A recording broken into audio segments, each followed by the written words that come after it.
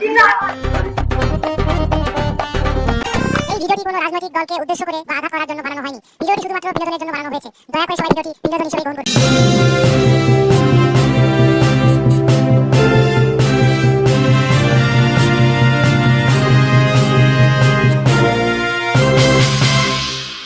এই মুহূর্তে সবচেয়ে বড় খবর, আমাদের ভোট চলে এলো। তাড়াতাড়ি খেয়ে দিয়ে ভোটে টাকা দিতে। আমি খেয়ে দিয়ে রিপোর্টার এখানে সমাপ্ত। চা হ্যাঁ দিদি বলো। এবার আমার বিরুদ্ধে ভোটে কে দাঁড়াচ্ছে রে? আপনি যে মাল, আপনার বিরুদ্ধে কেউ কি ভোটে দাঁড়াতে পারে? মাল মানে? আপনি যে যন্ত্র, আপনার নাম শুনলে তো পেনটা সবাই হিসু করে দেয়। এটাই হয়, বিপরীত দলে যেন শূন্য থাকে। হ্যাঁ দিদি। ছাড়া তো আপনি এমনিও জিততে পারবেন না।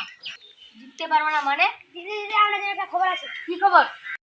পশ্চিম পাড়া থেকে আর পূর্ব পাড়া থেকে আপনার বিরুদ্ধে ভোটে দুজন দাঁড়াইছে। কি নাম তাদের? সঞ্জয় পাল আর অমিত ঘোষ। বলিস কি রে? তো তুই ওসব সাথে খেলে হবে?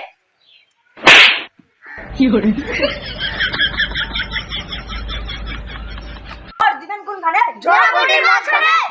ভোট দিবেন কোনখানে? জোড়াপটির মাঝখানে। ভোট দিবেন কোনখানে? জোড়াপটির মাঝখানে। ললিতাজি জিন্দাবাদ। ভোট দিবেন কোনখানে? জোড়াপটির মাঝখানে। ভোট দিবেন কোনখানে? জোড়াপটির মাঝখানে। থামেন। ওই দেখো আমরা বিরোধী দল।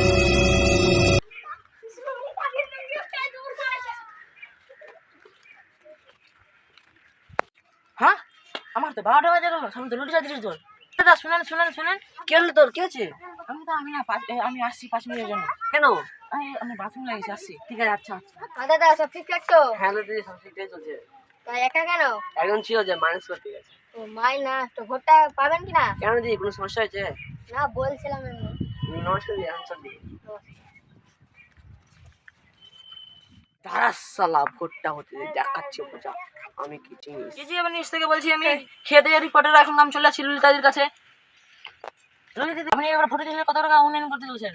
উন্নয়ন মানে আপনি কি জানেন না? এর আগেবার আমরা বাড়িতে বসে বসে ভোট দিয়েছি। গতবার যে গরম পড়েছিল, লোকেদের কষ্ট দিইনি, সেজন্য আমাদের লোকেরাই বাড়িতে গিয়ে ভোটটা নিয়েছিল।